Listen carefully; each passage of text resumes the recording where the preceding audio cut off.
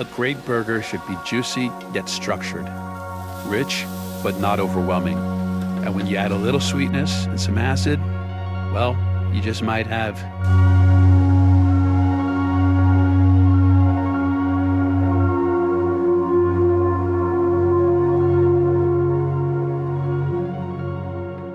Welcome. I'm gonna get started on this bacon jam. We're gonna fine dice a yellow onion and some garlic. I'm not gonna show you that whole process right now. This is my first episode and I just watched a YouTube video on audience retention. But, take your time with this.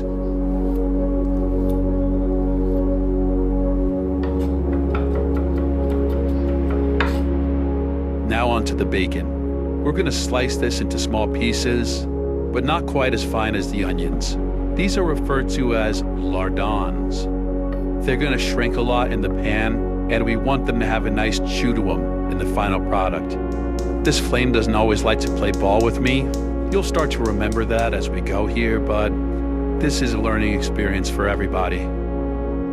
Some olive oil to start things up, stop things from sticking. You don't need a whole lot because we're gonna have more bacon grease than we know what to do with here in a minute. We're gonna cook this gently on a medium to low heat and let it kind of render slowly. I like to keep it moving and take it out when it's still a little bit chewy. We're not going for a full crisp here. Once you get some gentle bubbling going for a couple minutes, you should be good to go. And I'm gonna strain about half this bacon grease. If you really want to do this whole process right, it should take about 30 minutes, with most of the time being caramelizing these onions to get a nice sweet flavor. Some salt will help the onions sweat down. Careful here because the bacon's pretty salty. And some cracked black pepper. Like I've been saying, this can take a little bit of time, so you might want to make this in advance or just make extra right now so you can have a big jar of it in the fridge. I mean, you can literally put this on anything. Kinda. Now we're going in with our garlic and then some fresh thyme, which adds a earthy floral note that kind of balances out the sweetness of the whole thing. All right, final stage here. We're gonna add back in our bacon. Deglaze the pan with some bourbon. Helps to bring out the spice, the pepperiness, and the sweetness just a bit. And to counterbalance that sweetness, we're gonna add a little bit of apple cider vinegar here to kind of give a little acid bite to it. Throw in some maple syrup and some sugar, whatever you want, and then just a little bit of water to kind of loosen it up a little bit.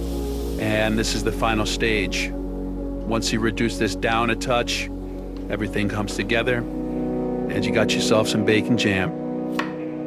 All right, fries. I'm taking off these rounded corners here so that we have a stable surface to work on and just a better shape to the fries in general.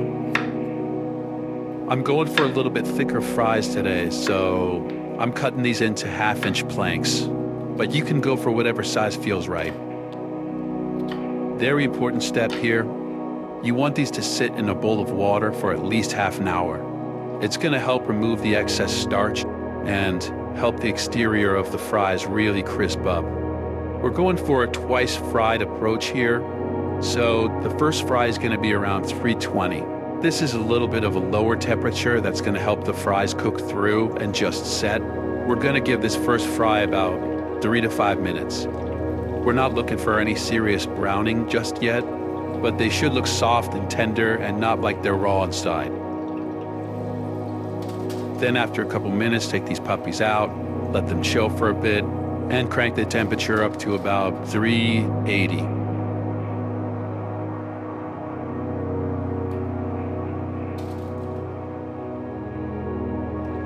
And this is where the magic happens, folks. We're gonna crisp these up for another 3 to 5 minutes until they're golden brown, crispy, delicious, fatty, salty. I mean, it really hits all the markers that you would come to expect out of a good French fry.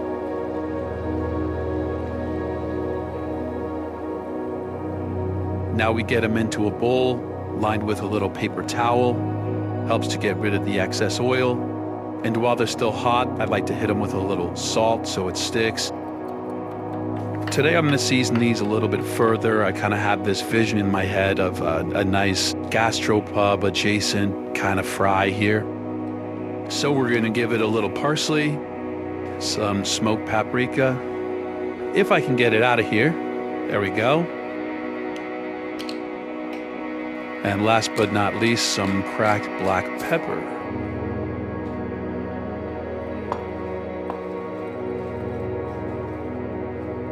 All right, we're in the home stretch here. For the patty, I'm going for 1/3 of a pound of 80-20 beef, 80% lean, 20% fat. That's kind of the classic burger ratio. And this I've found is pretty important, at least visually. You want to shape it into a patty that's a little bit larger in diameter than your bun, because there's going to be substantial shrinkage that happens once you're searing it and cooking it in the pan. And I probably could have packed it a little bit tighter, but you know what they say, hindsight is 80-20.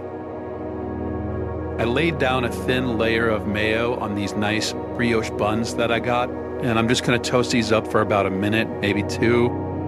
Keep checking on them because they can get away from you pretty fast. And then you're going into the freezer for some sliced sourdough, and now it becomes a patty melt, and it's a whole mess. Just trust me. Keep an eye on them. And we're rounding third base here. We got a cast iron pan, screaming hot. Gonna lube it up with a little bit of our fry oil from before and get our burger patty in. Here's where you can see that I probably could have packed it a little tighter, but any imperfections can be covered up with the cheese. We're going salt side down, so now you're gonna wanna season the other side.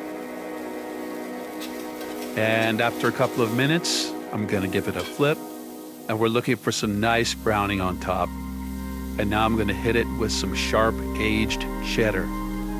And we want something sharp because it's going to cut through a lot of those sweet and ultra savory flavors from the bacon jam.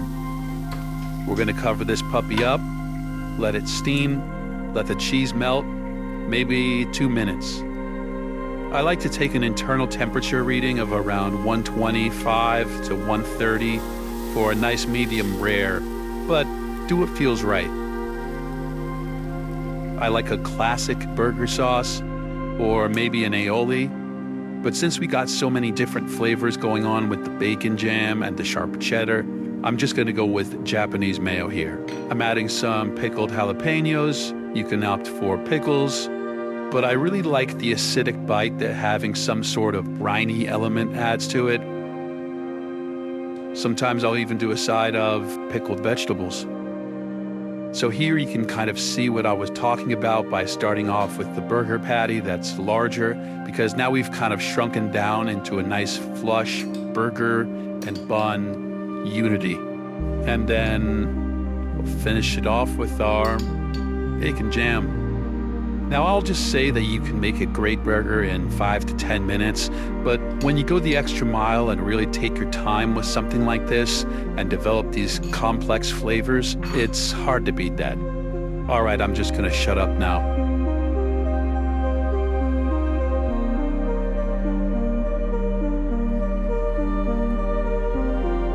Don't forget the fries.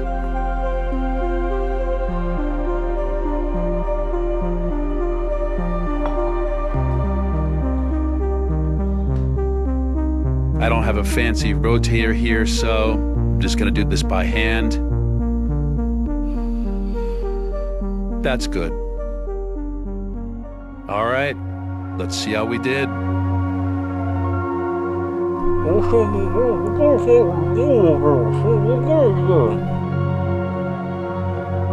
That means it's good.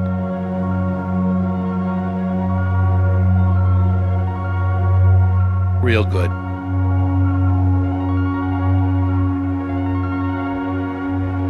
All right, we did it. I'll see you guys later.